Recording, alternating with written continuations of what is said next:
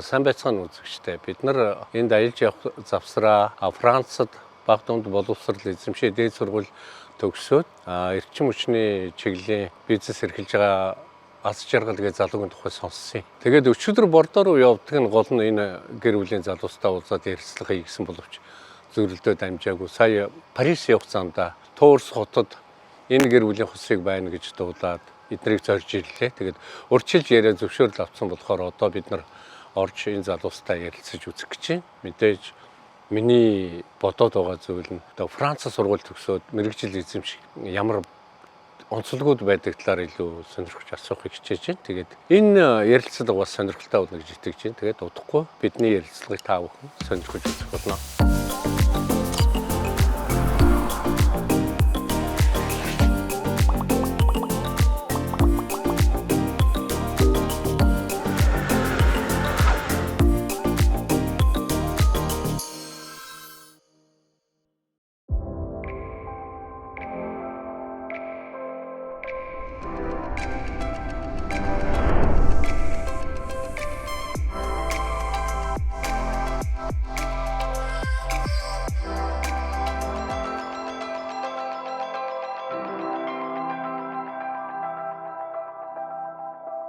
За сайн байцгаана үзэгчтэй. Бид нар өнөөдөр Францын Туурс хотод ирээд байна. Тэгээд энд эрчим хүчний чиглэлээр ажилладаг гэж дуулаад энэ аз жаргал гэж залууг зорж ирсэн. Тэгээд бид хоёр өнөөдөр та бүхэнд одоо өөрсдөө ажил амьдралын олон асуудлын талаар бас ярилцах болно. За сайхан хаварч байна уу? Сайхан хаварч. Та сайхан хаварч. За ажилд байжгүй юу? Цагаан сар дөнгөж өнгөрөөл. Тэглээ. За чи эхлээд өөрийгөө танилцуулаач. За намайг аз жаргал гэдэг. Тэгээд би одоо Франц улсад ирээд 16 жил болж байна. 16 жилээ. За 16 жил болж байна. Өсвөр насндаа ер нь ирсэн. За. За тэгээд энд ер нь дунд сургууль, тэгээд инженерийн сургуулийг эрчим хүчний чиглэлээр би ингээд төгссөн. Чи Францад дунд сургууль Францад төгссөн юм. Тэгсэн. Яг анх эрэхтэй ямар шугамар ирсэн? Хэдэн онд ирв? Анх эрэхтэй ээж аав хоёртойгоо ер нь дүүтэйгээ бид дөрүүлээ энд ингээд ирсэн. Тийм. Тэгээд Францын одоо жоохон хөдөө орон нутаг маягийн тийм хотод ирээд тэгээд тэнд одоо энтхийх болор коллеж, лицей гэдэг ингээд баг дунд сургууль гэдээ явдаг. Баг сургуулийн сүүлчийн анги тэгээд дунд сургуулаа дүүргээд дараа нь инженерийн сургуульд ороод 5 жил тэнд эрчим хүчний чиглэлээр мэргэшээд тэгээд одоо энэ мэргэжлээрээ өөрийнхөө консалтинг офис байгуулад тэгээд ер нь Францын, Европын одоо энэ үйлдвэр бас байгууллагуудад эрчим хүчийг хэрэглэдэг байгууллагуудад яаж эрчим хүчээ зөв зохистой хэрэглэх вэ? Дээрээс нь яаж одоо байгаль орчинд ээлтэй үйл ажиллагаа явуулах вэ гэдэг тал дээр зөвлөгөө, судалгаа маягийн зүйл хэрэглэдэг. Чи өмнө Монголд сурч ирсэн юм уу? Би Монголд 5 дугаар хүртлээ байсан. Аль сургуульд? 50 дугаар сургууль. Жинхэнэ дүүргийн. За тэгээд 5 дугаар анги хүртлээ байгаад хэдэн онд ирсэн гинэ? 2005 он билүү 2006 онд.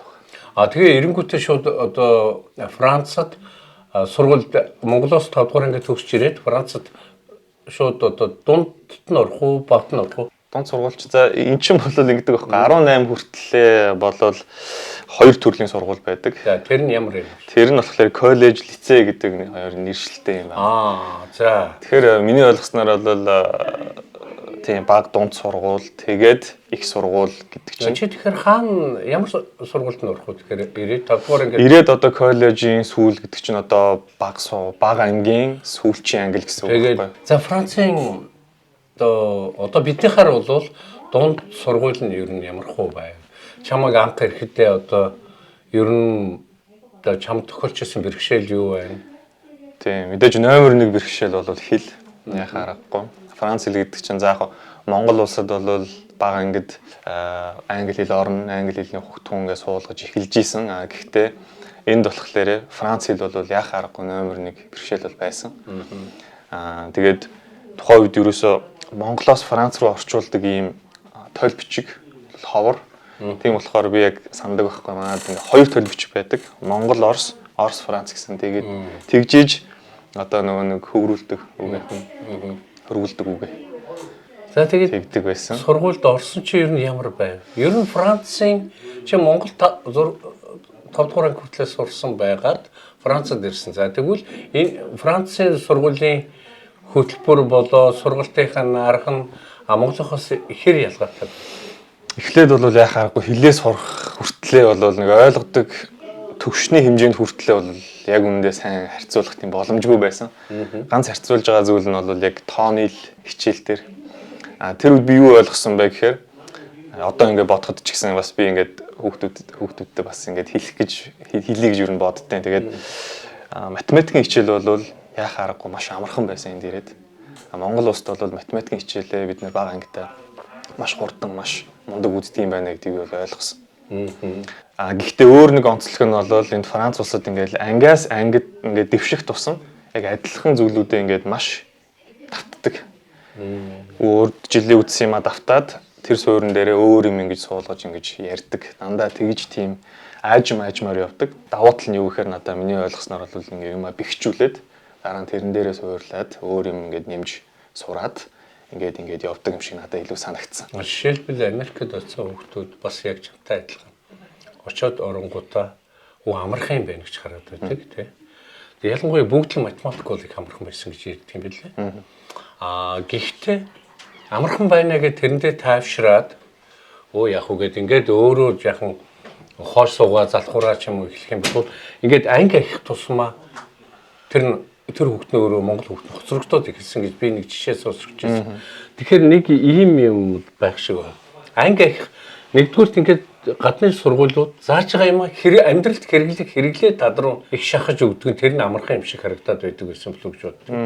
Тэгээ анги их тусмаа энийг чангалаад эхлэнгүүт шөө хөндрүүлээд эхлэнгүүт тэн дээрээс нь ялгаа үсээд байдаг юм гэж харсан. Чиний хар бол. Тий, Францын систем бол миний яг санаж байгаагаар бол энэ бол миний л мэдээж туршлага тийм ээ. Харж байгаагаар бол ер нь арга барилыг илүү их заадаг. Ингээд маш олон юм давтаад идэг нь миний бодлоор цаана нь тэр нэг арга тэр нэг яаж энийг хийж байгаа гэдэг арга барилыг л сурах тийм зорилготой юм шиг надад санагдсан. Энэ ганцхан математикийн хичээл дээрч биш бүх салбарын хичээлүүдээр надад тэр нь харагддаг. Тэгээд сургуулиас одоо ажил руу шилждэг одоо тэр үе дээр бол би ингээд миний сурсан сургуулийн одоо энэ үдсэн юмнууд өрөөсөө хэрэггүй юм шиг эхлээ надад санагдчихсан. Тэгээд дараа нь юу ойлгодог вэ гэхээр тэр арга барилууд нь яг л тэрийг ингээд цаашаа ингээд хийгээ. Одоо манай монголоор ярих юм бол бүх юм мих тийм ээ. Хинтэж таарсан одоо тэр михээ хийхээр одоо хийхэд одоо бэлэн нөхцөл байдал бүрдэнгууд би энэ михийг хийж болно гэдэгтэй адилхан шиг яг тэр арга барилыг л ингээд ямар ч нөхцөл байдал дээр ингээд илүү нөгөө шинжлэх ухаан заахаасаа илүү сурах арга барилд илүү сургаж өгч ийн гэсэн үг байна. Тий, одоо жишээлбэл бага ангийн хүүхдүүдэд бол Монтессори гэдэг одоо арга барил маш их нэвтэрж штэ. Европт одоо хасаагүй л байгаа. Тэр нь яа гэх юм? Тэр нь юу вэ гэхээр одоо ер нь 2-ыг одоо 10-аас 5-ыг хасах юм бол 5 гэдэгтээ одоо тэр бол ийм тэгээд л болоо гэдгээс илүүтэйгээр яагаад 10-аас 5-ыг хасхлаар 5 болоод байгаа юм бэ гэдгийг ойлгоход түүхдэг юм байл л дээ. Дандаа давтдаг. Зүгээр энэ түүхий одоо энийг ингээд сур тэгээд л болоо гэдэг юм биш. Ийм учраас энэ аргын сураа гэдэл тийм л миг түлхүү ингээд өгч байгаа юм шиг надад санагдав. Франц хүүхдүүдтэй чи Монголд байхдаа мэдээж Монгол хүүхдүүдтэй нэг дор сурч байсан. Гэрээд одоо Франц болоод олон үндэсний хүүхдүүдтэй хамт сурч байгаа. Тэдний одоо чамаас ялгарл нь юу вэ? Чи өөрөө тэднээс ямар ялгарл өөрөө мэдэрч байна? Ер нь бол энд ирээд бас олон хүүхдүүдтэй гисэн бах Монгол хүүхдүүд Франц хэл бэрхшээлтэй байсан болохоор нэг юм төрлийн анги байдаг. Тэр нь юу гэхээр одоо Франц хэлийг түлхүү үздэг тийм анги байгаа. Тийм ангид хэл сайн сураагүй ирсэн хүүхдүүдэд зориулж. Одоо жишээлбэл Франц үсгэж гэсэн мэдэхгүй хүүхдүүд зөндөө байгаа. Тэгэн гот одоо би ч гэсэн бас зарим үсгүүдийг мэдэхгүй байсан. Франц үсгүүд тэгэн гот яг А, Б, В, Г гэдэг шиг л яг цагаан толгоогоос л эхэлж байгаа байхгүй. Ер нь ингээд жоохон бусдаасаа тусгаарлагдах маягийн байсан. Ер нь яг бидний үед болвол тэгээд дараа нь Франц хэлээ хангалттай сурсны дараа жирийн анги руу ингээд ордог. Тэднийхээ яг сурж байгаа амиг сураад явна. Тэр үед бол яах аргагүй ялгаа мэддэг. Юу гэхээр ганцхан хэл болвол ямарваа нэгэн хүүхдүүдтэй найзлахад, хүүхдүүдтэй ингээд цуг хамт ингээд харилцахад тийм ээ. Цуг ингээд ямарваа нэгэн харилцаа үүсгэхэд ганцхан хэл бол хангалтгүй байна гэдгийг би бол ойлгосон. Яг тэгэхээр тэр хүүхдүүд чинь Франц соёлыг энд одоо бас нийгмийн нэг бид гадаадаас ирээд мэдхгүй тийм нэг одоо хилдэг үг ч юм уу, хийдэг үйлдэл ч юм уу байгаа шүү дээ, тийм ээ. Тэрийг мэдхгүй гэдэг тийм болохоор ингээд тэрнээсээ болоод одоо шоглуулдаг ч юм уу, шоолуулдаг ч юм уу, тийм тохиолдлууд бол ер нь гарч ирсэн үү? Тийм гарч ирсэн үү? Одоо ч гэсэн одоо ганцхан бага насны хүүхдүүд, өсвөр насны хүүхд гэлтгүүгээр одоо ч гэсэн надад тийм ялгаа зөндөө гардаг гэж би боддог байхгүй. Яагаад тэгэхээр багаасаа ингээд Франц маягаар өссөн хүүхдүүд одоо ингээд ээж автайгаа ширээн цугаад Франц компани талаар ярина, Францын нийгмийн талаар ярина, улс төрийн талаар ярина, түүхийн ярина, газар нутаг ярина. Энийг ингээд яг харахгүй миний ингээд мэдлэг арай дутагдаад арай ингээд хүрхгүй юм шиг надад санагдах зүйл бол байдаг. Ер нь тий Францчууд чиний хэлж байгаагаар бол хүүхдүүдтэйгээ хамт өнгөрүүлж байгаа цаг мөч бүртээ Францын тухайд одоо чиний яриад байгаа шиг түүх, соёл, зан заншлын тухай илүү хүүхдүүдээс сурах чиглэдэг юм байна тийм үү? Миний яг ойлгосноор бол Франц айлын тэр гэр бүлийн хүмүүжил боловсрол бол яг л хоолны ширээний хойно бий эхэлдэг гэж би ойлгосон. Ерөөсөө хоолны ширээн дээр үү? Тийм. Ягаад тэгэхээр яг ингээд одоо би ч гэсэн бид нар ч гэсэн тийм одоо хэм маягт орцсон. Юу гэхээр өглөө гараад л ажилдаа явна, цэцэрлэгтээ явна. Орой гэр бүлээрээ ингээд цугларж байгаа ганц л мөч байгаа. Тэр нь бол орой хоолны цагаар. Тэгээ мэдээж хагас бүтэн сайн байгаа. Тэгэхдээ өдөр тутам ингээд 1-5 дахь хүртэлж яг орой хоолны ширээн дээр л бүгдээрээ уулзна.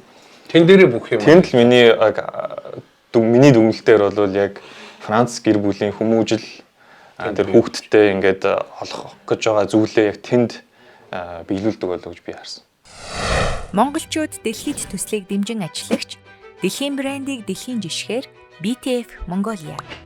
Ерөнхийдөө одоо минийхаар бол ингээд ахлахаа ингээд төгсөөд тэгээд одоо дараа нь дээд сургуульд ирсэхүү. Тэгээд одоо тийм конкурс маягийн мөгнө. Тэгээд тэр конкурсынхаа дүнээр ямар сургууль сонгох вэ гэдэг одоо 5 хаалга нэгдэг ч юм уу 10 хаалга нэгдэг ч юм уу ингээд яв. Тэр 10 хаалга нэгдсэний хүссэн хаалгаа би өөрөө сонгоно тийм ээ. Тийм маягаар явдаг байхгүй. Бас өрмөц системтэй жижиг. Гэхдээ бас одоо ангаахаар сурж байгаа хүн өөр одоо ингээд чиглэлээр салбараараа өөр. Миний болохоор яг тэгж явж исэн. Тэгээд миний хүсэл бол тухайн үе бас нарны автан гэх шин технологиг би жоохон сонирхдаг байсан. Гэхдээ яг нэг энийг хий гэсэн бол хүсэл бол байгаагүй. Яг нэг зорилгоо мэдсэн нэг хүмүүс байдаг шүү дээ. Тийм хүмүүс бол би байгаагүй. Яг нэг яахаа мэдхгүй ингээд жоохон төөрөл маягтай явж исэн. Тэгэхэд ингээд зөвлөлтөг хүмүүс байдгийн. Францын одоо дээд сургуульд бишээ дунд сургуульд төгсгөөс өмнө одоо зөвлөдөг, чиглүүлж өгдөг, чамайг судлаад энийг сонгуул илүү зүгээр шүү гэж л санал болгоно шүү дээ. Хүүхд болгонд заавал тийм цаг өгөх ёстой байдаг. Тэр хүн дээр очиж цаг юм уу 2 цаг цуг ярилцаад ийшээгээ явал зүгээр юм байна гэж чиглүүлж өгдөг хүн байдаг. Тэгэхдээ миний хувьд бол хүүхдүүд ер нь бол тэр чиглүүлдэг хүний нэг сайн чиглүүлээгүй л гэж дараа нь үздэг юм байлаа. Гэхдээ миний бодлоор тухайн үедээ хүн бол цаг 2 цаг болоод бол тэр хүний амьдралыг шийднэ гэдэг богинох хугацаа юм шиг надад санагдчихсэн байхгүй. Миний хүс хэрвээ болдог байсан бол өдөр болгон сургуулийнхаа хичээл дээр өдөр болгон 10 минут ингээд явсан бол бас арай өөр байх байсан байх гэж. Тэгээд тэр зөвлөгөөгөр чи мэрэгчлээ сонгосон уу? Өөрийнхоороо сонгосон юм уу? Ер нь бол тэр зөвлөгөөгөр сонгосон. Хэрвээ нууц биш бол одоо тэр хүн чамд юу зөвлөх вэ? Надад бол би яг ингээд хэлээ сураад явж байгаа шүү дээ тийм ээ. Тэгээд бас бүрэн яг одоогийнх шигээ бол ярьж мэдээж чадахгүй. Тэгээд тэр хүн бол бас л жоохон хариуцлага муутай хүн байсан байж магадгүй. Тэгтээ надад юу гэсэн бэ гэхээр чи математикта давгүй юм байна. Ер нь шинжлэх ухааны хичээлүүдтэй давгүй юм байна. Тийм болохоор ер нь ийшээгээ яваа гэдэг дээр л одоо чиний сайн талууд чинь юу вэ? Чи энэ дээрээ суурлаад мэргэжлээ сонгоол гэж надад хэлсэн. Одоо би бодоод байхад магадгүй өөрөөр ингээд тэрийг мөчийг дахиад ингээд амьдрах байсан бол тэр хүнийг би чи юунд дуртай вэ гэж асуугаасаа гэж би хүсчихсэн болов гэж би боддог байхгүй. Тэгтээ тэгж асуугаагүй. Тэгж асуугаагүй санагдаад байгаа. Одоо бол ер нь. За тэгээд мэргэжлээ сонгочээ. Тэгээд тэрний дараа бол одоо эстийн шалгалт явагдах нь шүү дээ тий. Тийм. Тэгээд тэр эстийн шалгалтын оноогоор л сонголт хийдэг юм уу? Тийм одоо салбартаа тодорхой хэмжээний хүүхд за би энэ сургуульд ормоор байна гэсэн одоо apply хийж байгаа. Өөрийнхөө досьег явуулж байгаа шүү дээ. Тэгээд конкурс маягийн эсэлтийн шалгалт өгөөд тэгээд 200 авах юм байна гэх юм бол эхний 200 наваад ингээд явдаг л тийм системтэй байсан юм. Одоо арай жоохон өөрчлөө. Тэгээд Тэр систем тэгээд би болохоор за нэг нарны хавтан надад их сонирхолтой санагдаад тэр үед би нэг мэдээлэл маш тод санд. Энэ юу байсан бэ гэхээр Монгол улс их гоё. Яа тэгэхээр 365 өдрийн 300 өдөрт нь нартай байдаг дунджаар. Тэгээд би энэ шин технологи ингээд Монголтой холбож бодоод тэгээд за ер нь надад энэ сонирхолтой санагдаж магадгүй гэсэн дүгнэлтэнд хүрээд тэгээд 5 жилийн одоо Политек гэдэг нэртэй инженерийн сургуульд бүртгүүлээд шалгалтанд тэнцээд орсон. Францад болохоор одоо чи ингээд сонгоод дээд сургуульд орсон байхад тэдний сургалтын онцлог нь юу? Одоо тэд нар бол яаж сургаж чамайг? Мэргэжилдээ илүү дуртай. Одоо тэрний талаар маш их мэдлэг авах тэр боломжийг яаж олгодог юм? 5 жил сурсан гэж би түрүүн ярьсан. Тэгээд эхний 2 жил нь бол бэлтгэх анги гэж явдаг. Дараагийн 3 жил, сүүлийн 3 жил бол яг инженерийн сургуультай яг инженерийн мэргэжил суралцаад явах тийм одоо цикл байдаг 5 жилийн цикл. Эхний 2 жилдээ бол ерөнхий одоо мэдгэтгүн, хөгтгүн олгох тийм зорилготой. Юу гэхээр за одоо математикийн талаар ийм дулаан одоо яаж одоо нэг газараас нөгөө газар руу явдгийг гэхэд ер нь ерөнхийдөө тийм одоо суур мэдлгүүд ер нь заадаг. Дараа сүүлийн 3 жилд бол яг жилээс жил мэргэшээ явчихна л та. За чи энэ эрчим хүч бол их өргөн угаасаа салбар шүү дээ, тийм ээ. Цахилгаан байна, дулаан байна. Тэр дундаа бас зөндөө олон задарна. За чи яг юу сонирхолтой байна, яамаар байна гэсэн тал дээр ингээд шилээд явна. Тэгээд тэрүүгээрээ групп болоод ингээд ер нь явдаг. Энэ дунд яаж ингээд биднэрт ингээд сонгох боломж ч юм уу энэ мэрэгжлүүдтэй бас ингээд татагдах боломж олгосон бэ гэхээр хамгийн гол нь тэд нар юу хичээж исэн бэ гэхээр яг л салбарт нь ажиллаж байгаа мэрэгжилтнүүдтэй илүү их уулзалт яриа өрнүүлээд тэднэрээр заримдаа хичээл ордог биднэрт. Тэгээд бид нэр заримдаа ажил дээр нь очиж үздэг. Тэгээд 100 болгон бид нэр заавал ямарваа нэгэн эрчим хүчний салбарт дадлага хийх ёстой. Тэр бол зайлшгүй шаардлага. Хэрвээ дадлага хийгээгүй бол 5 жилийн дараа инженерийн диплом өгөхгүй гэсэн тийм болцолтой. Дадлага хийх газараа өөрөө сонгодог юм уу? Цаанаас шийдэж өгдөг юм. За энэ дээр бас Франц хүн бас Монгол хүний ялгаа гарах баха. Энд өссөн, энд өсөөгүй хүний ялгаас гарна. Танилтай хүн талын чинээ, танилгүй хүн алган чинээ гэдэг нь шүү дээ. Тэрнтэй биш надад бодогдоод яа тэгэхээр танил талтай одоо аав нь тэр салбарт ажилладаг, эйжент тэр салбарт ажилладаг. Энд ч зөндөө бол найзуудтай тийм ээ. Тэгээ найзуудтай ингээд бас л ширээний хойно явагдаж байгаа юм баггүй тэр чинь. Нэгнтэй ингээд манай хүү ингээд дадлага хайж байгаагийн гот нөгөө найзууд нь тэгвэл манай компани гэдэг ч юм уу, би хүн тань гэдэг ч юм уу ингээд ер нь их явдیں۔ Танилын хүрээгээр их явдаг шүү дээ тийм. За тэгээ ганцхан энэ бас нэг улсын онцлог биш. Ер нь бол хаасаагүй л ер нь танилтай хүн л ер нь газардахгүй явах магадлал өндөр гэж би боддог. Тэгээд тэр дадлагаа бол миний хувьд бол яхаа аргагүй өөрөө л одоо ингээд хайгаад олохоос өөр аргагүй сонголтгүй болж. Тэгэл явсан л да. Тэгээд найзуудаар ч юм уу ингээд найз болсон хүмүүнийхээ бас ээж аваар дамжуулаад ч юм уу ингээд явсан. Гэхдээ ихэнхдээ өөрөө би дадлагынхаа юунуудыг сургууль лаборатори ч юм уу ингээд явуулаад тэгээд би Сингапурт нэг дадлага хийж исэн. 3 сарын дадлага хийж исэн нарны салбарт. Тэгээд сүүлийн дадлага 6 сарын дадлага байдаг. Инженерийн сургууль төгсгöd тэр ч одоо тал жилийн тийм байна. Хагас жилийн дадлага гэсэн үг шүү дээ, тийм ээ. Тэгээд энд бол Францтай хийгээд тэр компанид дараа шууд ажиллаад ингээд явсан. Тэгэхээр их сургууль дээр чи яг тэр мэрэгчлээ сонгосон цагаас аль болох мэрэгжлийн хүмүүстэй та нарыг холбож өгдөг юм байна, тийм. Мэргэжилтнүүд ирж өөрсдөө яг энэ салбарын талаар та нарт лекц уншаад санал бодлоо солилцох маягаар ингэж явдаг. Тэгтээ жил болгон дадлага хийх ёстой. Тэр мэргэжлийн чиглэлээр тухайн янз бүрийн тэр чиглийн байгууллагуудад өөрсдөө дадлага хийж өөрсдийнхөө мэдлэгийг барчуулдаг тийм л систем юм биш үү те? Тийм. Одоо эхний 2 жил бол хоёулаа ярьсан шүү дээ. Ерөнхий мэдлэг болгоно. Дараагийн 3 жил бол яг л тийм журмаар явна. Тэрэн дээрээ бас сургуультай байж хугацаанд бас нэг самбарын хойно суугаад байхгүй. Самбарын хойно суудаг ч гэсэн дандаа бас нэг салбарын мэргэжлүүдтэй. Жишээлбэл сургууль төгсгöd бас нэг ингээд төсөл хамгаалах хэрэгтэй байдаг. Диплом хамгаалах хэрэгтэй байдаг. Тэрний сэдв байх хэрэгтэй. Тэр сэдвүүн бол өөр яагаад тэгэхээр зарим хотууд ч юм уу одоо жишээл би Бордо хотод амьдардаг. Тэгэн гут Бордо хотын инженерийн сургуулиудад Бордо хотын одоо энэ төслүүдтэй ингээд уялдаа холбоотой байдаг. Жишээлбэл Бордо хотын захиргаа одоо хот төлөвлөлтийн одоо тэр багууд байгаа шүү дээ. Тэд нэр одоо ингээд за энэ дээр инженерийн сурагчид та нар ажиллаж болох юм байна бид нартэй гэдэг дээр боломж санал болгож чинь тийм үү? Тэгдэг. Ухаандаа тухайн хот бид нар тийм хэрэгцээ байгаа шүү. Та нар энэ дээр анхаараарай гэж санал болгож байгаа юм байна шүү дээ. Тийм. Хот одоо хувийн компаниуд, сургуулиуд энэ гурван ер нь бол хоорондоо маш уялдаатай холбоотой ингэж ажиллаж идэг. Тэгжиж нөгөө нэг бэлдэж байгаа оюутнууд маань, бэлдэж байгаа сурагчид маань яг ажлын талбарт гарч ирээд яг юутэй халдах вэ гэдгээ бол бүрэн мэдж байгаа. Тэгэхээр сонголт хийхдээ илүү амар юм байна тий. Тэгэхээр бол сонголт хийхэд илүү ер нь бол амар яагаад тэгэхээр яг энэ мэргэжил бол ийм шүү дээ гэж төсөөл нь бол ер нь бодит болж ирж байна гэсэн үг байхгүй. За чи дипломын ажил ямар сэдвэр хийв? Би дипломын ажил нарны автангаар л ер нь бол хийсэн. Тэгээ дээрээс нь бас эрчим хүчийн цогцлбор гэж хэлж болно. Нарны автангуудтай дээрээс нь бас хэвтдэг салхин сенс гэж байдаг. За. Тэрүүгээр хийж исэн. Одоо нөгөө нэг одоо бол дандаа ингээ босон өндөртэй байж байгаа шүү дээ салхин. Тэгэхээр хэвтдэг гэдэг нь хэвтдэг салхин сенс гэдэг маань тэр үед нь тэр төсөл байсан л та. Компани хийж исэн. Тэр юу вэ гэхээр салхин сенс чинь хэрвээ би буруу яриаг бол 4 м/с илүү салхинд ингэж одоо эргэж эхэлдэг, цахилгаан үйлдвэрж эхэлдэг. Тэгээд тодорхой хэмжээний хурдаа салхины хурдаас дээш даваадах юм бол одоо гэмтэл үүсэх магадaltaй. Тийм болохоор салхин сенс зогсоодог. Зарим ингээд гой салхитай газар зөндөө байна л та.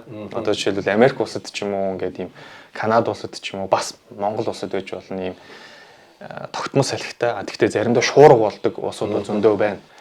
Тинчээ бол салхин сенс зоохгүй яа тэгэхээр шуурга болдог учраас энэ бэрхшээлд тааруулаад за шуурга болонгууд бүгдээрээ салхин сенсээ хэвтүүлье гэдэг тийм төсөл Франц улсад яаж исэн? Эвдэхгүй тулд хэвтүүлэх нь тий. Хэрэгжиж исэн. Тэгээд одоо хэрэгжихгүй нэлээд байжгаад одоо эрчим хүчний үн өсөөд буцаад одоо энэ төсөл маань сэргэж эхэлж байгаа шүү. За эргүү чатгаж.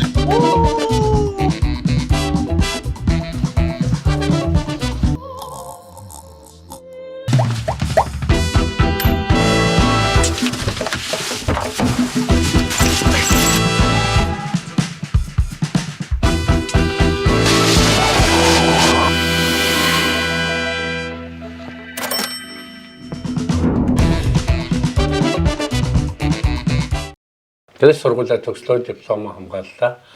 Одоо ажил яаж болох вэ? Ажил бас л дадлага яаж олсон тэрнтэйгээ бараг төстэй шугамар. Гэхдээ төгсгөөсөө өмнө ажиллаа хийж эхлэх үү? Ихэвчлэн түрүүч хэлсэн би 6 сарын дадлага хүүхд болгон хийдгээ. Одоо 3 инженерийн 2-3 жил гэж явна шүү дээ. 3 жилийнхаа 3 дахь жилийн сүүлийн 6 сард 2 сараас ихэвчлэн 8 сар хүртэл дадлага хийх ёстой компанид. Тэр цалинтай дадлага байдаг. Яагаад тэгэхээр Франц улсад 2 сараас дээш дадлага хийх юм бол заавал цалинжуулдаг тийм хөлтэй. Ихэвчлэн 6 сар гэдэг бол тэр компани арга барил, тэр компани хэрэгжилж байгаа багаж одоо тэр компани хэрэгжилж байгаа софтвер одоо юу програмууд тийм ээ бүгдэндээ танилцсан болохоор нөгөө компани 6 сарын дараа ажлын гэрээ санал болгоод авдаг тийм л ер нь системтэй юм байна. Ихэвчлэн ер нь 80% нь бараг тэгж явж байгаа. Чи болохоор яаж вэ? Би бас л тэгж явсан. Яг 6 сар. Ямар компанид ажилладаг? Эхний ээлжинд би Française de gestion de l'énergie гэдэг FGE гэдэг 3 үсэгтэй F одоо монголоор GE гэдэг англиар ярих юм бол тийм нэртэй жижигхэн нэг консалтинг офис маягийн компани 10 хүнтэй. За. Тэр компанид би ажиллаа дадлагаар ороод дараа нь ажлын гэрээ надад санал болгож ирсэн. За тэгээд сурч ингээд одоо өөрийгөө бэлтлээ шүү дээ тий. Яг компанид ороод ажиллахаар ямар байв? Яг сурсан юм ингээд шууд амьдралд хэрэгжүүлэх боломж бол дадлагаар олгогдоод явдаг юм байна шүү дээ тий. За тэнд ороод. Тийм хэдий тэгж олгодохыг хичээдэг ч гэсэн яах аргагүй сургууль гэдэг бол бас өргөн зүйлд ингээ бэлдэх хэрэгтэй байдаг. Яг нэг нарийн мэрэгжил бас бэлдэж болохгүй. Тухайн үед чинь 12 онд чинь 12 он гэдэг чинь бас л энэ сэргээртгч юм уу эрчим хүчээ зөв зохистой хэрэглэе гэдэг одоо хөдөлгөөн дөнгөж эхэлж исэн болохоор бас яг салбарууд ингээд нэг нарийн ингээд зохион байгуулалттай байгаагүй. Тийм болохоор ерөнхийд нь ингээд бэлддэг байсан гэж би ойлгосон. Хэдий мэрэгчлүүдний холбох тийм системтэй байсан ч гэсэн нөгөө салбар маань өөрөө маш хурдтай өөрчлөгдөж хөгжиж байна. Тийм болохоор ингээд шин зүйл ингээд сурахаас өөр мэдээж аргагүй болдог. Ялангуяа өнөөдрийн нийгэмд. Тэгээд шууд сургууль сурсан юм ажлын талбар дээр хэрэгжүүлнэ гэдэг бол миний бодлоор боломжгүй байсан. Ойролцоогоор 30-30-аас 40% л би ингээд таньжсэн гэх юм уу. Одоо хөргөлжсэн програмууд ч юм уу таньжсэн. Тэр жижигхэн компаниудын ер нь онцлогуд байдаг л та. Миний бодлоор ганцхан Францад гэлтгөө ер нь дэлхийд даяар тийм онцлогтой баг. Юу вэ гэхээр зах зээл ингэж маш хурдан өөрчлөгдөж байгаа ийм нөхцөл байдал жижигхэн компаниуд маань тэр зах зээлтэй маш ингэж уян хатаа хөрвж чадвартай байх хэрэгтэй болохоор шин зүйл заавал суралцаад хуучин юмудаа ингээд халаад ингээд ийм явж явах хэрэгтэй илүү явж явах хэрэгтэй том компаниудаас илүү. Яагаад тэгэхээр том компаниуд маань бол гэрээнүүд тогтмол орж ирнэ. Ер нь илүү тогтвортой байдалтай байдаг. Жижигхэн компанийн онцлог бол тийм байсан. Тэр ч надад сонирхолтой санагдсан. Олон зүйл мэднэ, олон зүйл сурна. Тэгээд мэдээж шууд сургуулийнхаа ингээд сурж исэн юмыг ингээд би тэнд ингээд олоогүй ч гэсэн ингээд шин зүйл сурах надад их сонирхолтой байсан. Ер нь шин зүйл сурахаас өөр аргагүй л байдаг юм байлаа гэж би ойлгосон. Эхлээд жоохон төөрсөн ч юм шиг тийм мэдрэмж төрсөн. Тэгээд сайн менежертэй байсан тулдаа ингээд сайн чиглүүлээд явсан болохоор маш хурдан зүйлүүдийг сурах тийм боломж бүрдсэн гэж би. Тэр компанид хэдэн жил ажиллав? Одоо хүртэл ажиллаж байгаа юм уу? За тэр компанид би 2 жил ажилласан. 2 жил ажиллаад тэгээд би өөрийнхөө одоо бизнесийн гарааг эхлүүлж болохгүй гэж гисэн тийм нэг бодол төрсөн. Яагаад тэгэхээр сургуулаас гараа тийм бодол байсан ч гэсэн би ингээд бас яг ажлын талбарт 1-ээс 5 дахь өдөр хүртэл өдөр болго ингээд ажиллаж үзээгүй болохоор мэдхгүй. Тийм болохоор нэг л өөртөө ихтгэл төрж өгөхгүй. 2 жилийн туршлагатай байсан болохоор арай өөртөө ихтгэлтэй байсан болохоор би за одоо тэгвэл гараагаа яагаад эхлүүлж болохгүй гэж гээд өөрийнхөө консалтинг офис маягийн. Тэгэхээр хувийн одоо компани 2 жилийн дараа эхэлсэн гэсэн үг шүү дээ. Яг компани эхлэхэд ер нь Францад тийм бичгээр бүрдүүлээд өөрөө компани байгуулах тийм хэцүү юу, гайгүй юу? Ер нь бол Франц улсын ер нь онцлог одоо өм болгол мэддэг баг. Ялангуяа Францын монголчууд, Францууд өөрсдөө ч гэсэн мэддэг, бусад орнууд ч гэсэн мэддэг. Юу гэхээр нэг газар орох тусам нэр, овог одоо ингээд төрсөн онсаар гэдэл айгүй тийм нэг бичгээр бүрдүүлэх тал дээр маш хүнд. Тийм.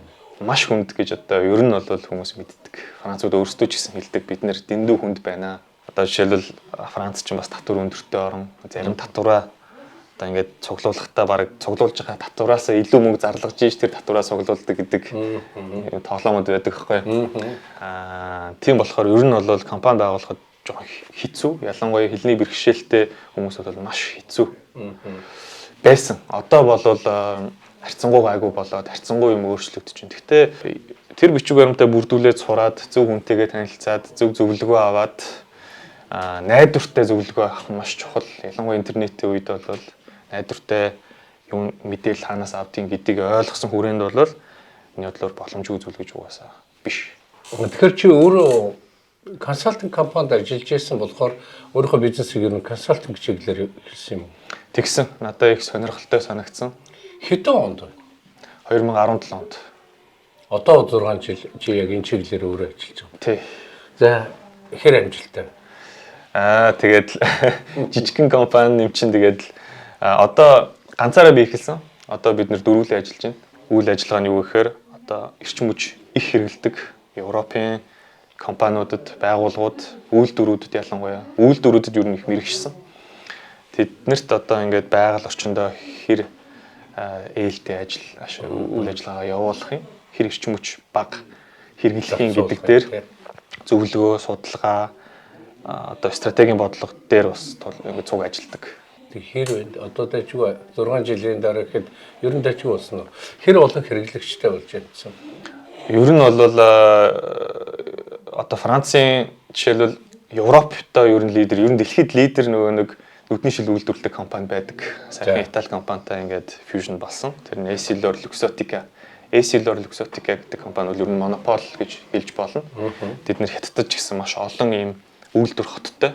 Тэр үйлдвэр хотууд зөвхөн Essilor Luxotticад одоо юу авах гэж түүхий дээр хангах гэж ажилдаг гэх юм уу тэр үйлдвэрүүд. Тэр компани шилбэл надад итгээд тэгээд тэд нартай би одоо жишээлбэл цуг ажиллаж байна. Англи улс, Их Британи улс, Франц улсыг холбосон түнэл байдаг. Тэр түнэлийн техник талхны хариуцдаг Евро түнэл гэдэг одоо компани байдаг. Тэр компани бас надад итгээд за тантай ингээд цуг хамтарч ажиллая. Эрчим хүчний тал дээр, байгаль орчны тал дээр гэдэг одоо бас цуг ажиллаад явж байна. Гэх мэт ер нь Францын бас Европын том компаниуд надад итгэж байгаад их баярлалаа. Тэгээд тэрэндээ бас урам аваад ингээд ажиллаад л явж байна. Ялгаагүй энэ салбар өөрөө өрсөлдөөнтэй. Тэгэхээр өрсөлдөөн дунд өөрийнхөө орон цайг эзлэх гэдэг бол мэдээж тийм амархан биш. Тэ. Чамаг ийм амжилтанд хүрэхэд ер нь нөлөөсөн гол зүйл чи юу вэ? Ер нь бол миний багш гэж хэлж болно. Багш. Тэгээд хар гэрийг хариуцж байгаа мэдээж эхнэр маань байсан л гэж би боддоо. Яагаад багш гэхээр одоо ментор гэж явж байгаа шүү дээ тийм ээ. Ингээд яг багшлахгүй ч гэсэн ингээд яг зөвлөгөө өгөөд итгэж болох хүн. Тийм хүнээс туршлагатай тийм хүнээс зөвлөгөө аваад явсан болохоор миний бодлоор одоо энэ жижиг амжилттай маань бас нэг түлхүүр байсан болов гэж боддог. Тэгээд өөрийнхөө компани эхлүүлэхэд тэр бол хөрөнгө оруулалт гэж ярьж байгаа шүү дээ тийм ээ. Хөрөнгө оруулалт чинь ганцхан мөнгөөр биш. Ялангуяа цагаар тооцогддог зүйл гэж би боддог байхгүй юу? Цагчин өөр алт гэдэл явж байгаа шүү дээ тийм ээ. Тэгээд ийм үед бол яах аргагүй ар гэрийг хариуцах хэрэгтэй, хүүхэд хариуцах хэрэгтэй. Манай том охин маань яг л компани үүсгэж байгаатай адилхан хүч төрж исэн болохоор би их нэртэйгээ маш зөвцөлж байгаа. За их цаг орох юм байна яах аргагүй. Ингээд зөвшөөрөл аваад бид хоёр нээсэндээ. Гэр бүлээ танилцуулаач. За манай их нэрийг золж жаргал гэдэг. Намайг аз жаргал манай их нэрийг золж жаргал гэдэг. Бид хоёр энэ танилцсан. Франц улс танилцсан. Манай их нэр 2013 онд Франц улс Францын Монгол оюутан залуусуудын холбоо гэдээ байгуулсан. Монгол одоо оюутнууд энд ирж байгаа оюутнуудаа бас нийгмийг танилцуулаад энийг ингэдгийн шүү гэдэг нэг зөвлөгөө tips маягийн зүйлүүд байдаг шүү дээ. Жижигхэн зөвлөгөө хүн болгоны мэдээд байдаггүй тийм бас хоорондоо танилцаад ингээд яваг гэд байжсэн. Тэгээ би тэр оюутны холбоонд нь орсон гишүүнээр тэгээд идэвхтэй гишүүн байхыг хичээсэн. Тэгээд энэ хүрээнд бид хоёр танилцаад одоо тэр хоёр хүүхэдтэй Бордо хотод ингээд амьдарч байна. We encourage the right attitude. Prioritize safety.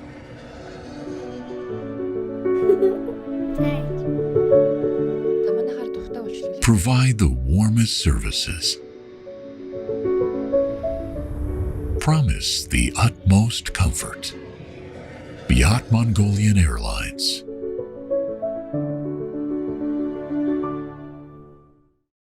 Өөрийнхөө тухайн ингэ товч танилцуулаач. За намайг ганц өргөн золж аргалт гэдэг. Одоо Францад 2010 онд ирсэн. 13 жил болж байна. 13 жилээ. Тийм.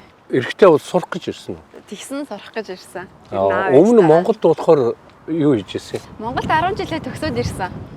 Монголд дээд сургууль төгсөөгүй юм байна. Дээд сургууль төгсөөгүй. 10 жилээ төгсөөд. За тэгээд ирээд Францад сургууль сурсан юм. Тийм, Францад сургуульд 10 жилд нь дахиад орсон. Өө тийм үү? Тийм нөгөө Монголын 10 жилийн одоо диплом маань энд их сургуульд орох хэмжээний диплом биш гэж ойлгоод. За тэгээд сурсан чинь чи одоо Монголд 10 жилээ төгссөн хүүхэдтэй. Тийм. Францад ирээд дахиад одоо ахлах сургууль ч юм уу тэнд ингээд сурахад за ямар ялгаа мэдрэгдэв ч юм. Ер нь ялгааны сургуулийн системийн хувьд бүр тэнгэр газар шиг ялгаатай шүү дээ. За жишээл Монгол бол ер нь цагийн хуваараас нэлээд ялгаатай. Одоо өглөө хичээл гэх юм уу үдээс хойш Монгол хичээлдэг шүү дээ. Хагас өдрөөр хичээлдэг. Францад бол бүтэн өдрөөр хичээллэнэ. Бүтэн өдрөөр өглөө 8:45-аас орой 17 цаг 18 цаг хүртэл хичээлдэг. Сургуулийн системийн хувьд их ялгаа байна. Одоо тэгэхээр Монголд чинь хагас өдрөөр хичээлдэг болохоор ийм шахуу байгаа дээ шүү дээ бүх юм. Францад бүхэл өдөржингөө сургууль дээр үнждэг болохоор ерөөсөө шахуу биш. Их тийм удаан явдаг. Багш нь одоо хичээлийн тайлбарлаад хамгийн сүүлчийн хүүхд ойлгож дууссаны дараачихаа хичээлийг заадаг. Монголд болохоор нэг хүүхд хичээлээсээ хоцроод ч юм уу ингээ хоцрогдолд орчхоор дараа нь ингээд тэр хоцрогдлоос гарахад хэцүү байдаг штэ. Тий. Хурдан ингээ явцдаг болохоор энд болохоор тэр нь байхгүй. Тэгээд хүүхд нь одоо хүүхдүүд нь төгсөхдөө нэг нь жигд боловсралтай болж төгсөх ийм бүрэн боломжтой төгсдөг ер нь. Сургуулаа төгсөөд дараа нь яв. Тэгээд их сургуульд орсон. Ямар сургуульд нь? Хуулийн их сургуульд ороод. За. Тэгээд нэг 2 жил сураад. За. Тэгээд хүүхдтэй болоод, нөхөртөөгөө танилцаад хүүхдтэй болоод. Тэгээд тэр сургуулаа онлайнаар сураад. За. Дуусгасан. Тэгээд төгссөн юм байна тийм үү? Одоо арай өөр чиглэлээр нь сураад төгссөн байхгүй юу? Тийм үү. Яг одоо би анх хуулийн одоо ерөнхий хуульч гэдэг мэргэжлэр сурж исэн бол төгсөхдөө би болохоор нотариатын одоо бичээж зөвлөх хуульч гэдэг утгаараа төгсөөд. Одоо арай жоохон нарийн мэргэжил рүүгээ орчиж байгаа байхгүй юу? Ерөнхий биш. Би хэрвээ яг нөгөө эхний 2 жил сурснараа сураад төгссөн бол яг хуульч гэдэг ерөнхий чиглэлээрээ төгсөх байсан бол одоо би болохоор нарийн мэргэжилтэй болчихж байгаа байхгүй юу? Америкч тэр өндөр хөгжилтэй орнуудад ер нь хуулийн сургууль гэдэг нь нэлээд хатуу чанга байдаг гэж би сонсч ирсэн. Бас тэгээд хэрийн хүн бас их амархан төгсчдөг, тавьж байгаа шаардлага нь өндөр, сургалтын явж байгаа шалгуур нь бас их өндөр байдаг гэж сонссон. Энд ямар вэ? Ер нь бол их хүмүүс 2 дугаар курстээ орж чадахгүй. Тийм үү? 2000-аас 3000 хүүхднийг сургуульд сурлаа гэхэд тэрний 80% нь хасагдана. Монголчууд дэлхийд төслийг дэмжин ажиллагч, үндэсний агаарын тээвэрлэгч Myaat Mongolian Airlines. Одооны хийж байгаа ажил чинь бол яг ямар ажил вэ? Одоо би нотариатын газар гэрээ контрактыг бичдэг тийм ажил хийдэг. Гэрээ контракт юм уу? Тийм, одоо байр хөдөлтөж авах. Бичиг баримтыг боловсруулах те. Тийм, одоо энэ хүнд одоо ийм гэрээ хэрэгтэй юм байна гэдэг тэр гэрээг ингэж зориулж бичиж өгдөг. Одоо хэрвээ жишээлбэл би байр хөдөлтөж авна гэх юм бол энэ байрыг ийм нөхцөлтэйгээр ингэж хөдөлтөж авах юм бол энэ хүнд ашигтай юм байна гэдэг. Тийм гэрээг нь хийж өгдөг. Одоо өөрөөр гэх юм бол бас өв заалгамжлах. Одоо Францад нэг хүмүүс нас орлоо гэхэд өв заалгамжлах бичиг баримтууд тийм бичиг баримтууд л хийм дөө. Монголд болохоор нотариатчдыг сүүлийн үед ер нь жаахан шүүмжилдэг болоод байгаа шүү дээ. Зүгээр нэг мөнгө хийдэг юм байна. Тэгээ үйлчлэгээ үзүүлэхгүй байна. Энэ ингэх хэрэгтэй юм уу? Хоёр тэгвэл ингээд цахим болж байгаа үед заавал ингэж нотариатын үйлчлэгээ хэрэгтэй юм уу гэд. Би өөрөө практик тал дээр юу хараад байсан гэхээр би өөрөө иргэний үнэмлэхээ барьж очиод тэгээд өөрийгөө нотлохын тулд нотариат дээр одоо батлуулдаг гэдэг. Тийм Францад байхгүй шүү дээ. Тэгэхээр би наадах Монголын нотариатчид Францын нотариатчид Монголын нотариатын үйлчилгээ Францын нотариатын үйлчилгээ хоёрыг би ялгааг нь олж харах гэдэг байна л да. За ямар ялгаа вэ чиний бодлоо? Би бас яг Монголд яг нотариатын үйлчилгээг ямар байдгийг сайн мэдэхгүй байна. Гэхдээ таны яриаг сонсох юм бол одоо иргэний үнэмлэх канонд батлахгүй. Тийм юм байна. Чи нэг том үйлчилгээ шүү дээ. Би өөрөө иргэний үнэмлэхээ барьж очиод би өөрийгөө мөнгө гэдгийг нотариатаар батлуулаад байна шүү дээ. Харин тийм юм бол ерөөсөө байх. За ерөнхийдөө тэгвэл гол үйлчилгээний чиглэл за юу байдаг юм байна? Бичиг баримтууд гэхээр голдуул нөгөө үйл хөдлөх хөрөнгөтэй холбоотой ч юм уу. Би ер нь бол тийм миний ажлын 80% нь үйл хөдлөх хөрөнгөтэй холбоотой байдаг.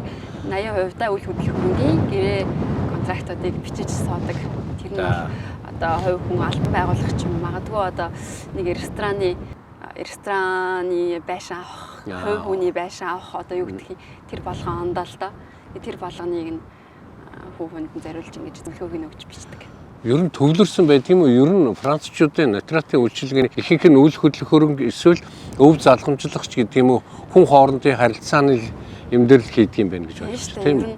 Та бид хоёр жишээлбэл гэрээ хийлээ гэхэд хоёулангийн тэр хийсэн гэрээг л хууль хүчний байгууллага дунд нь орж ирээд тэрийг баталгаажуулж өгч байгаа шин юм баггүй. Ямар нэгэн эрсдлээс хамгаалж байгаа гэсэн. Эрсдлээс хоёр талыг хоёулангийн хамгаална гэсэн үг. Тэгэхээр зарж байгаа, худалдаж авч байгаа, эсвэл тэ гэрээ контракт хийж байгаа хоёр хүнийг хоёулангийн хуулийн зүгээс хамгаалж өгч байна гэж. Чи тэр өв залгамжлах гэрээний тухай ярьлаа. Зүгээр монголчууд энэ өнөөдөр ингээ яригадаад байгаа хэрнээ бас эмзэг асуудал байдаг. За. Францчууд болохоор яг өв залгамжлах гэрээ гэдэг дээр нь яг ямар утгаараа хийдэг, яаж хийдгүү? Заавал хийх ёстой юу? Эсвэл хүн сайн дурын үдсэн дээр хийх ёстой юу? Хэрвээ үл хөдлөх хөрөнгөтэй нансандаа их хэмжээний мөнгөтэй бол заавал хийх ёстой. Тэр нь зайлшгүй хийх ёстой юмнуудын нэг нь. Хэрвээ өвлүүлэх тийм үед хөрөнгөгүй бол шаардлагагүй л юм байна шүү дээ, тий. Тэгвэл одоо үл хөдлөх хөрөнгөтэй нэг байшин авц насаараа байшингаа аваад насаараа төлсөөр байсан хасан тэрийг бол яг бурхан болоод үр хөвгтүүдтэй үлдээхтэй бас натратаар дамжина гэсэн. Үлдэж байгаа хүүхдүүд хөрөнгөтэй холбоотой янз бүрийн маргаан гарах тохиолдол ер нь их байдгүй. Ер нь их штэ. Бид нарт бас ингээл одоо ах эгч нарыгаа нуух тиймэрхүү тохиолдлоос их гардаг штэ Францад. Тэгээд өөрөөсөө яхаа бүр шууд 100% нөгөө өөр хүн өөрийнхөө болгож авахын тулд өөрийнхөө 100% болгож авахын тулд хуваахгүй гэсэн зорилгоор бас ялгаатай амьдрал тохиолж байгаа зүйл юм тий. За. Ажилчин сонирхолтой чи ажилдаа дуртай байна уу? Би бол одоо ажилдаа ер нь бол ихэндээ их тийм дуртай байгаагүй. Яг миний хүсэж исэн юм болох юм бол би яг ингээд үндсэн хуульчаараа ирж сураад ажиллана гэж мөрөөддөг байсан байхгүй. Тэгээд эхлээд бол яг миний хүсэж исэн юм биш юм шиг санагдаад байдаг байсан. Одоо бол ажилдаа нугасгүй дуртай болсон. Тийм сонирхолтой. Энэ хүрээндээ чиний цаашдын одоо мэдээж ингээд залуу хүн хөгжиж явж байна. Цаашдын зорилго чи ер нь юу? Одоо цаашдаа ер нь болж игэл натрат яг аль бие усны натрат болоход дахиад би 3-4 жил дахиад нэмж сурах хэрэгтэй. Нийтдээ натрат болохын тулд 8 жил сурдаг. Тийм үү? Тий. Тэгэхээр бас их том хуулийн хүрээндээ бол наадах чинь том мэрэгжил юм байна шүү дээ. Хуульчаас дээш мэрэгжил. Тийм үү? Одоо хуульч бол 3 жил, за 5 жил сураад төгсөн хуульч. Дараа нь өмгөөлөгч болоход 1-2 жил сураад тэгээд шалгалт өгөөд өмгөөлөгч болно. Тэгээд тэрний дахиад дээшээгээ дахиад натратын нарийн мэрэгчлэр сурж иж 2 жил сурж иж тэгээд нийтдээ 7-8 жил сураад натрат болдог байхгүй. Монголчууд дэлхийд төслийг дэмжин ажиллагч онлайн такси үйлчилгээ UBCab. Би натратчдыг ийм өндөр түвшний мэрэгжил тэгээд их олон сургууль төгсч байж хийдэг мэрэгжил гэж ойлгоогүй шүү дээ. Монголд бол зүгээр нэг их мэрэгжил шаардахгүйгээр хийдэг ажил юм байна гэсэн ойлголтоос шал өөр юм байна шүү дээ. Харин Монголд жоохон тэгээд ах шиг байгаа маа тий. Жоохон нэр хүн муутай байгаа дээ нөө. 7-8 жил яг одоо нөгөө нэг 2 замаар явж болно. Хурдан замаар явах юм бол 7 жил сураад, жоохон удаанаар явах юм бол 8 жил сураад төгсдөг. Ерөөсөө тэгвэл натриат чинь бичиг баримт батлахаас илүүтэй үл хөдлөх хөрөнгө хүн хоорондын харилцаан дээр л гол үүрэг гүйцэтгэдэг юм байна шүү. Аюу том хариуцлагыг өрдөг байхгүй юу? Одоо нэг тоон дээр алдахад л тэр одоо хүний эд хөрөнгө эдийн засгаараа аюу их хохиролт орно шүү дээ. Ер нь бол тийм учраас чинь ер нь өндөр хариуцлагатай ажиллахгүй юу? Тэгээ хариуцлага өндөр байх тусмаа олон жил сорно. За тэр талаар тийм байдаг байж. За гэр бүлийн талаар яриач. Манай гэр бүл манай нөхөр одоо хаз жаргал гэдэг. Эрчим хүч хэмнэлтийн инженер хүн байгаа. Тийм тэгээ 2 хүүхэдтэй. Манай том охин нэг том охинтой, нэг жоохон хүүтэй. Том охин маань одоо 6 настай, 1-р ангид сурдаг. Миний харж байгаагаар гадаадд байгаа монголчууд ялангуяа залуучуудад гэр бүл их үн цэнтэй зүйл гэж харагдаад байдаг тий. Ягаад гэвэл одоо хоёулаа нэг хүний нутагт байгаа учраас тий асуудал тулгарсан ч хоёулаа хоорондоо шийдэж явах ёстой юм уу тий. Мэдээж хин нэг нь мөнгө олох ажил хийгээд нөгөөх нь хүүхдээ өсгөх юм уу. Ийм л байдлаар яваад байдаг юм байна гэж харддаг. Чиний бодлоор ер нь таарын туулж өнгөрөөсөн амьдралаас харах юм бол чи гэр бүлийн үндсний талаар ер нь юу бодож байна? Гэр бүлийн үндсэн. Нэгнийхээ ер нь тултлан дэмжиж хайрлахыг хэлдэг юм болоо да. Би одоо бодохдоо тэгж боддөө штэ. Амаргүй байв уу? Амаргүй байна. Тэр тухайгаар яхах уучлаач. За. Амаргүй. Өө тэгэл сандаж муудах юм зөндөө штэ. Гэхдээ тэгээд хамгийн гол нь хайртай гэд суусан. Дээрээс нь тэр чинь гэрлэлтэд батлуулаад хормоо хийхдээ хариуцлах гэж бас байгаа штэ тий. Тэгээд хариуцлага маш сайн ухамсарлаж байгаа учраас тэгээд муудад цандах үедээ нэг тэгж уучлах зай үлдээгээд би бинийгаа уучлах зай үлдээж тэгж л явах юмсан одоо голд нь ортол гомдоочихгүй байсан л гэж боддог штэ. Хүүхд одоо сурахын хажуугаар хүүхд өсөх бол амаргүй юу? Амаргүй мэдээж те. Тий, ер нь амаргүй байсан. Тий, нөхөр бол нөхрийн үрэг их чухал байсан. Тэгэл хүүхдээ харна, намайг хичээл хийх орон зай, цаг хугацаа өгнө гэдэг чинь тэгэл чухал. Ер нь тэгээд хамгийн гол нь би бинийгаа их дэмжиж байгаагийн илрэл юм уу да гэж боддгийн штэ би. Тэгээд ерөөсөө би гэхгүйгээр чи хүссэн юм а хийгээд хүссэн ажлаа хийгээд хүссэн цагаа өөртөө зарцуулаад явах. Тэрэндээ чи өөрөө сэтгэл хангалуун байх хэрэгтэй гэдэг тийм. Яг байна. Тэгэж л боддоо штэ. Тэгээд нөхрийг ол одоо ажлыг хийлгэхдээ за санаа зовхгүй, гар гэртээ санаа зовхгүйгээр ажлаа хийгээд яваарай гэж явуулахын тулд бас тэгэл хоёр хүүхэдтэйгээ гэртээ сайхан байж байгаа харуулахын тулд бэлтдэг штэ. Манай нөхөр чинь бас ажиллаараа ер нь сартаа нэг 7 хоног ивтшээ явчих шүү. Тийм үү. Ажиллаар их явна. Тэгээ хоёр хүүхэдтэйгээ их үлдэн гэртээ. Тэгэл арын албыг сахиал. Тэр хоёр хүүхдээ өглөө нь хоёулангийн сургуульд нь хүрэж өгчөөд өөрөө цаашаа ажилдаа яваад. Тэгээд оройноо хоёр хүүхдээ хамж аваад гэртээ ирдэг. Тийм ажилтай ер нь арын албаны ажил.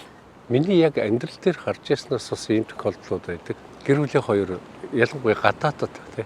Гэр бүлийн хоёр хоёулаа ингээд зэрэгцээд ингээд том карьер хөөгөөд амжилтанд хүрэх магадлал бага гэж үзээд нэг нь карьерээ хөөгөөд нөгөөх нь өөрийгөө золиослоод гэр бүл авч үлддэг тийм тал байдгийг. Ер нь тийм төсөөл байсан уу? Хин нэгийг ингэдэлгүй явуулаад би өөрөө бол одоо бас анх тэгж л бодож байсан. Тэгээд хүүхдээ хараад нэг 2 жил бас гэртээ байсан. Эхлээд эхний охиноо гаргаад. Тэгээд тэгэхэд би бас гэртээ ингээд удаан байгаад хүүхдээ харах хичнээн аз жаргалтай байсан ч гэсэн удаан тэгэж гэртээ суугаад ажилгүй суух тийм хэцүү тийм хүн биш юм байлээ би өөрөө за. Тийм учраас тэгээд ер нь ажиллаа хийгээ явж ирсэн нь надад ч амар хүүхдүүдэд ч манай. Тэгэхээр чи харьцангуй идэвхтэй хүн байна шүү дээ тий. Ер нь бол зүгээр сууж чаддгүй. Дээр нь эхний аз жаргалын яриан дээр бас гарч ирсэн чамтай танилцсан тухайгаа ярихдаа Францад сурж байгаа монгол оюутнуудын холбоо гэж байсан юм уу? Тийм. Тэрийг өдөрчээсэн юм байна тийм үү? Тийм анх За тэр тухайгаа яахан хуучлаад гад. Би нөгөө нэг түрүүн ирээд хэлсэн шүү дээ. Монголд бол 10 жилээ төгсөж ирээд. Тэгээд гэхдээ буцаад энд 10 жилдээ орцсон гэд. Тэр нь надад айгүй тийм муухай санагдчихсэн байхгүй. Яагаад би тэгээд яг энэ хүүхдүүдтэй мэдээж Франц хэлний төвшин маш муу болохоор ойлгохгүй юм зөндөө байгаа ч гэсэн одоо математик, хим, физик юу гэдгийг тиймэрхүү тал дээр нь би хамаагүй одоо мэдлэгийн төвшин бол мэдээж арай өөр байсан. Яагаад гэхээр би төгссөн юм чинь энэ сураад өнгөцсөн юм чинь. Тэг би яагаад эднэрийг ингэ дахиж үзэх хэрэгтэй юм бэ гэж дотроо өөрөө бодоод надад тийм муухай санагддаг байсан байхгүй юу. Тэгээд би ингээд дараа нь ингээд судалж агаад манай Монголын 10 жилийн дипломыг чинь бас диплом гэж авч үздэг юм байна. Энэгээрээ сургуульд орж болох юм байна шүү дээ гэдгийг нь ойлгоод. Тэгээд тэр үед шууд над шиг ингэж ирээд төгссөн хүн ховор байсан баха. Бас би бас мэдээлэл муутай байсан уу? Ер нь хүмүүс бол энд Европт байгаа монголчууд ер нь хүүхдүүдийнхээ бас юм боловсролын энэ тал дээр бас мэдээллийн тэндээс авах нэгцэн юм ерөөсөй байж байгаагүй. Бүгдээрээ л юм ямар нэгэн байдлаар сэтгэл дундуур сурч байгаа сургуультаас учраас сайн олохгүй байна тий. Учраа яг үнэ. Мэдээл дутуу байна, учраа олохгүй байна тий. Мэдээл дутуу, учраа олохгүй тийм байгаад байсан. Тэг би сүүлд нь ингээд ийм юм боломжтой байсан юм байна шүү дээ. Энийг надтай адилхан бас ийм асуудалтай хүмүүс зөндөө байгаа гэдгийг би мэдчихсэн болохоор энэ ингээд оюутны холбоог ингээд байгуулад одоо энэ ингээд оюутан залуучуудтай мэдээлэл өгөөд тэгээд эцэг эхчүүд нас ийм сургалтын ийм системүүд байгаад байна. Ийм их сургуульд ингэж ордог юм байна гэдэг ийм бас мэдээллийг өгчих юм бол айгүй хэрэгтэй юм байна гэж бодоод тэгээд тийм холбоо байгуулад. За тэгээд ямар үйл ажиллагаа явуулж байсан юм? Холбоо байгуулад. Бид нэр тэгээд нөгөө нэг олоолаа байгаагүй зөв. Тэгээд янз бүрийн лекц, уулзалтыг их хийдэг байсан. Бид нар чинь нас өөрхөн тэр үедээ Бас залуу хүн болохоор хаяа баар идэв те. Гайгүй юу? тэгсэн шүү дээ. Нэг шинэ жил зохион байгуулсан шүү дээ. Нэг шинэ жил зохион байгуулсан.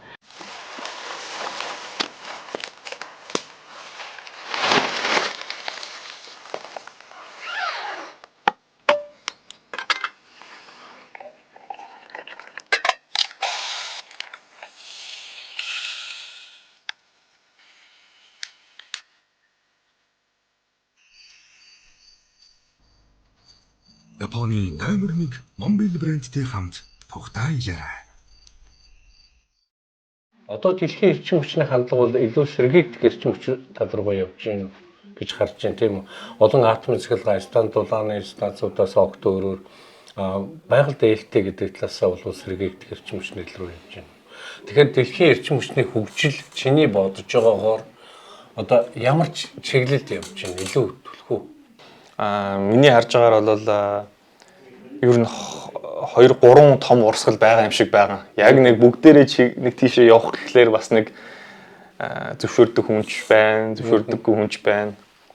Эхний чиглэл нь бол за бүгдээрээ угаасаа эко байх хэрэгтэй. Тэгэхгүй бол энэ байгаль дэлхий чинь өөрөө ингээд хязгаартай нефттэй юм аа, хязгаартай нүүрстэй юм аа, хязгаартай одоо ингээд газтай юм аа тий. Тэгээ энэ дээр суурилсан нийгмийг бүгдээрээ байгуулж болохгүй юм байна. Тэгэх юм бол эдгээр маргааш ингэж байхгүй болох юм бол тэгээ яах вэ гэдэг. Бүх юм зогсох юм байна гэдгийг одоо ингээд 1970 онд Ромын клуб гэх мэт номууд одоо хүмүүс бас ингээд юу яаж исэн. Тэрийг их ярьж исэн баггүй. 1970 онд ч нефтийн том одоо юунууд боллоо шүү дээ тий. Хямралууд болсон. Хоёр дахь урсгал нь болохоор юу гэж нэ вэхээр за тийм ээ. Үнэхээр асуудалтай байгаль орчинд хүлэмжийн хийгээд яриад байгаа шүү дээ, тийм ээ. Үнэхээр дэлхийд дулаараад байна. Одоо би Бордоот амьдардаг. Үнэхээр жилээс жил мэдэрч байна. Дулаа одоо дэлхийн цаг уурын дулаар л гэж байгаа боловч ингээд цаг уур ингээд тогтургүй болдог л зүйлгэл юм байна л да. Нийтэд нь дулааруулдаг ч гэсэн. Гэхдээ тийм ээ, тийм асуудал бол байна. Гэхдээ технологийн хөгжил дэвшил болвол энд хариу өгч чаднаа. Шийдэж болно. Энийг шийдэж болно гэдэг одоо технократ гэж яриад байгаа ш. Тийм хүмүүс бол их байна. Технофил гэж яриад байгаа. Ер нь тийм хүмүүс асуудалгүй шийдчихнэ. Бид нэр шийдэж ирсэн юм аа, тийм ээ. Зөндөө олон жишээр батлаад. Гурав дахь хүмүүс нь юу гэдэг нь вэ гэхээр тийм ээ. Тэгвэл хэн хариуцлага үүрх юм бэ? Одоо энэ хөгжсөн орнууд та нар үйлдвэрлэл гээд одоо нүүрс мөрс их төлсөн шүү дээ. Тэр чинь тэр молекул тэр хүлэмжийг хий чинь агаардан гэж байна. Тийм болохоор та нар одоо Монгол улс ч юм уу, Хятад улс ч юм уу бид нар бол ингээд хариуцлага үүрэхгүй. Та нар их хариуцлага үүрэх ёстой гэдэг дээр жоохон ингээд ажиллаж байгаа тийм урсгал бол байгаа гэж би л хараад байгаа юм л. За Монголд сэргийгдэх эрчим хүчний тухай бас их ярьдаг юм билээ. Салхины хувьд боломжтой гэж хардаг. Түрүүн чи дурдлаа 360 хоногийн 300 орчимд нартай байдаг гэдэг. Тэгэхээр яг чи өөрөө монгол хүний хувьд те Монголын эрчим хүчний салбарыг яаж харж байна? Чи зүгээр сонирхол судалж үзсэн үү? Ер нь эхэлж байгаа. Яг одоо хүртэл би яг өөрийнхөө тэр бизнест бас нэг энэ өрсөлдөөн дунд гэж ярьсан шүү дээ. Өөрийн байр сууриа ингээд эзлэх гээд ингээд явсан болохоор яхаа аргагүй. Цаг бол давч байсан. Тэгээд одоо бол сурч эхэлж байгаа. Би нэг Energy Insights Mongolia гэдэг клуб сая байгуулсан бид нар. Тийм үү.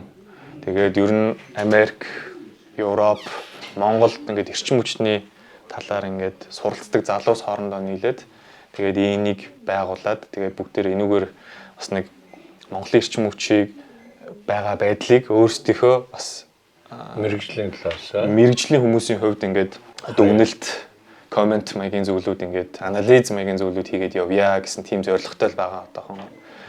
Тийм, ер нь дөнгөж эхэлж байгаа. Тийм болохоор би яг дүгнэлт хийж бодож чадна. Тэ. Гэхдээ ер нь бол Монгол энэ талыг ирээдүйтэй гэж ил харддаг. Яг өнөөдөр тэнд орж ирээд том шийдэл утсан компани ус байхгүй байхгүй. Нөгөө л нүүрс дулааны станц одоо атомын цэглэгээ станцын тухай яриад байдаг тий. Яг сэргийгдэх эрчим хүч гэхээр бас нэг тийм учиргүй том хүрээнд асуудлыг авч гараад шийдээд байгаа юм байх болохоор хичээлээ л тий. Гоё юм байна. Энэ дээр яг хоёр зүйл яхад бол ер нь ямар ч улс Монгол улс ч гэлтгүү ер нь ямар ч улсад тусгаар тогтнол гэж байдаг. Тусгаар тогтнолд бол эрчим хүч бол яхаа аргагүй гол үүрэг гүйцэтгэж идэг зүйл болохоор энийг ингээд хөнгөн угаасаа шийдэж яач болохгүй зүйл гэдэг нь угаасаа ойлгомжтой. Сая одоо ингээд Украин, Орос гэдэг дайнд ингээд маш тод харагдлаа. Ялангуяа Европт байгаа хүмүүст компаниудад бол энэ бол маш хүн цохилт байсан. Эрчим хүч чинь нэр ийм штэ гэдгийг ахиж сануулсан. Яагаад тэгэхээр одоо миний үйлчлүүлэгч компаниуд зөндөө байгаа. Надтай хамтраад явдаг эрчим хүчний тал дээр. Тэр компаниуд жилдээ жишээлбэл 100 мянган евроны эрчим хүчний төлбөр төлдөг байсан бол энэ дан эхлээд эрчим хүчний үн өссөний дараа 600 мянга болж байна.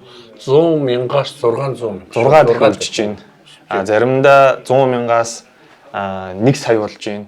Тийм ээ. Тэгэнгუთ тэр компани чинь бүх тэнцвэр ингээд алдагдаад одоо ингээд зарим үйлдвэрүүдэд ингээд үйлдвэрлэлээ зогсоохоос өөр аргагүй болоод ингээд явсан байхгүй.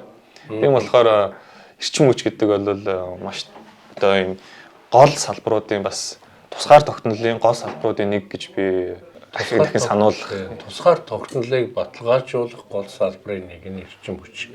Эрчим хүчийг өөрийнхөө хэн нэгний хараа тусаар шийдэх нь Монгол улсын хувьд бол тусгаар тогтнол оршихуйн гол бас нэг суурь болох юм аа гэсэн санаа байна тийм үү? Яг тийм. Тэгээд тусгаар тогтнол гэдэг дээр бол ганцхан өөрөөсөө ингээд өөрөөсөө үйлдвэрлээд яваад идэг. Одоо жишээлбэл за би үйлдвэрсэн юм аа өөрөө ингээд хэрэглээд яваад яа гэхээр энэ яг тусгаар тогтнол уу гэхээр бас үгүй юм шиг байна. Нэг юм солонгоруулсан маягийн системтэй л Франц улс ч өөрөө жоохон тийм байдаг. Европын ингээд сүлжээтэй бүрэн нэгтдсэн цахилгааны энэ дутангууд тэнцэнээс авчдаг. Энд илүү гарангууд тийшээ явуулцдаг. Тэгээд усны эрчим хүч байна, нарных байна, цөмийнх байна гэд ингээд солонгоруулсан зүйл төр чинь олон хөлтөө сандал дээр нэг хөл нь ингээд хэврэгжчих ч юм уу хугалахаар ингээд бас төвөрөө байдаг шүү дээ. Тиймэрхүү зүйл байвал их зүгээр гэж би харж байгаа. За баяр хүргэе. Үнэхээр гоё юм байна. Тэ ялангуяа ингээд залуу хүн өнөөдөр ингээд Францад эрчим хүчний салбарын өрсөлдөөнд амжилттай оролцоод ямар ч үсэн өөрийн орон зайгаа олоод явж байгаа чинь цаашдаа чинь зорилго ямар зорилго юу вэ? Тэгээ одоогоор дөрвөлээ бид нэр ингээд ажиллаж байгаа. Ажиллагч чинь Монгол юм уу зүгээр өөр юм? Францууд. Дандаа Францууд. За тий. Дандаа инженерийн сургууль төгссөн инженерүүд байгаа. Бид нэр дөрвөлээ. Тэгээд миний хүсэл бол яхаа аргагүй олон улсад илүү их одоо ингээд Франц улсад бас олж авсан мэдлэгээ туршлагаа бас ингээд түгээх тийм хүсэлтэй байдаг. Яагаад тэгэхээр эрчим хүч хямдхан байгаа болохоор жоохон элбэг зарцуулдаг улсууд бол зөндөө байгаа. Зөндөө байгаа. Ялангуяа одоо хүлэмжийн хийг их ялгаруулдаг эрчим хүчний хэлбэрийг хэрэглэдэг улсууд бол зөндөө байгаа. Америк твдч байна, Азид ч байна. Хаас агуул байдаг. Тэгээд миний зорилго бол түрүүн ярьсан шүү дээ. Дэлхийн чиг хандлага ер нь жоохон байгаль орчинд ээлтэй байцгаая, хүлэмжийн хийгээ бууруулцгаая. Одоо хүлэмжийн хийг одоо үнэлэх гэдэг нь шүү дээ. Такс одоо маш одоо чухал шийдвэрүүд одоо яригдж байгаа Европын хүрээнд. Энэ нөхцөлд бол би 1 кг CO2 ингээд хаях юм бол надаас мөнгө гарна гэсэн үг. Ийм нөхцөлд бол юуг хиймээр байна вэ гэхээр мөнгөө чимнээд байгаллаа хордуулж байгаа хийгээч ер нь химнэ гэдэг ийм чиглэлээ бариа. Тэгээд олон улстай жоохон төлхөө ажилламаар тийм зорилго бол бидэрт байгаа. Нэг чи ингээд дэлхийн хэмжээний том зах зээл дээр явж учраас би одоо ингээд чамайг Монголд очих уу гэж бол асууж чадахгүй те. Мэдээч заавал Монголд очиж хөгжүүлдэг юм биш. Чиний хувьд ямар ч байсан Монголыг тодорхой хэмжээ судлаад эхэлсэн юм байна те. Бас Монголын эрчим хүчний салбарын шинжилтээр тодорхой хувь нэмэр оруулах байх гэж найдаж байна. Тийм бодол байгаа юу?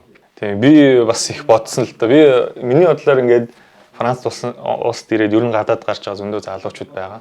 Нэг мундагтаа бас гараагүй гэж би боддог. Яагаад тэгэхээр зүгээр азтай хүмүүс нь би гарсан болов гэж боддог байхгүй. Тэгээд ингэж явж байгаа нь энэ азаал гоё ашиглаад тэгээд яаж буцаад бас нэг одоо тэр аз олгоогүй хүмүүстэй бас нэг дэмжээд ингээд явах тий гэдэг дээр жоохон ажиллах хичээдэг гэх юм уу. Монголын салбарт би ер нь ажиллах хүсэлтэй байгаа. Монголд бол Монгол орондоо мэдээж хувь нэмрээ оруулах маш хүсэлтэй. Тэр нь яаж хувь нэмрээ оруулах вэ? Монгол очтог нь зөв хувь нэмрээ оруулах нь юм уу? Эсвэл эндээ ажиллаад тийшээгээ одоо юу гэдэг чинь те янз бүрийн ингээд тийм юм дэмжиж, бизнес дэмжиж ч юм уу, ингээд бас хандивын юм явуулаад ч юм уу, ингэж явуулаад Монгол дэмжих нь зөв ч юм уу гэд маш олон зүйл ингээд өөрөөсөө асууж байгаа юм л та. Тэгээд яг одоохондоо яг энэ гээд бол яг хийсэн юм бол байхгүй. Монголчууд дэлхийд төслийг дэмжин ажиллагч дэлхийн брендийг дэлхийн жишгээр BTF Mongolia, үндэсний агаарын тээвэрлэгч Myat Mongolian Airlines, онлайн такси үйлчилгээ UBCab. Маш их бахархаж байна. Баярлалаа. Яг гэвэл яг ингээд та нар шиг олон залуучууд дэлхийн зах зээл дээр өрсөлдөөнд бий болж ич эргэж одоо их орондоо туслах, тэнд уулзраа олохгүй хүмүүс уулзраа олоход туслах энэ боломжууд бий болно гэж итгэж байна. Тэгээд уулзаж ярилцлага өгсөнд маш их баярлалаа. Тань маш баярлалаа. Дараагийн илүү бас цаашаа зах зээлийн өрсөлдөөнд том хэмжээнд явж байгаа учраас тэрэнд амжилт хүсье. Мэдээж бас энэ донд Монгол хүн гэдэг өөрийн чинь мөн чанар нь илүү бас амжилт нөхөрөхөд нөлөөлөх байх гэж бодож байна. Тэгээ бас чам шиг олон залуучууд шийдрүү хэлээ шүү дээ. Би азтай байгаад энд ирсэн. Дахиад би бас энэ хүмүүст бас азтай байхад нь туслахыг хүсэж байна гэдэг. Энэ гоё үг байлаа тий. Бас ингээд Монголд олон залуучууд инженерийн мэргэжлийг сонгоод ингээд явах нь бас Монголын хөгжлийг хөгжлүүлэх ч гэсэн том хувь нэмэр болно гэж үзэж байна. Тэгээд маш их баярлалаа. Баярлалаа.